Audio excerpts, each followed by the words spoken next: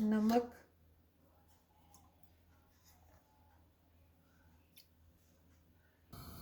इस तो बाद असीं इसनूं 4 ਜਾਂ 5 विसलां उबाल लवांगे।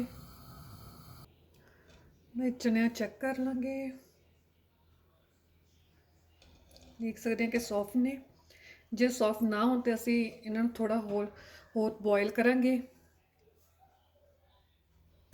इस तो बाद हुण असीं तड़का बनावांगे। सब तो पहलां मैं तेल गर्म होण लई रख दित्ता वा। इस विच मैं पावांगी जीरा,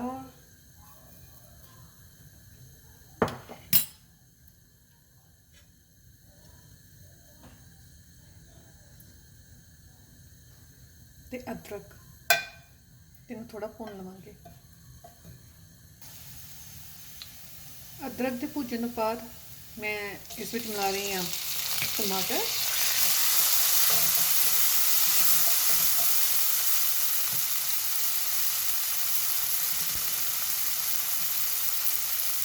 हरी मिर्च,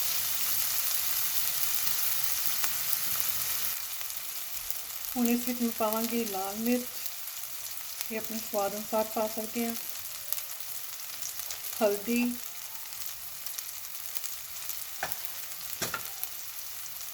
धनिया पाउडर,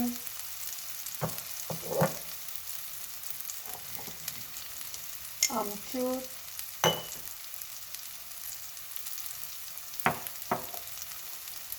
चंगी तरह मिक्स कर दो। हुण इस विच मैं उबले होए चने नूं पा दूँगी पानी दे नाल।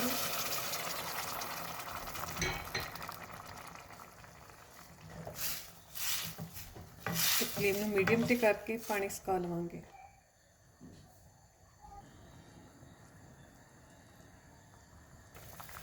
गरम मसाला,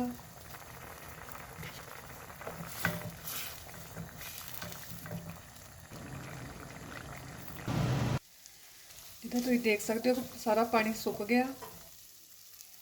हुण इस विच मैं हरा धनिया मिक्स करूँगी।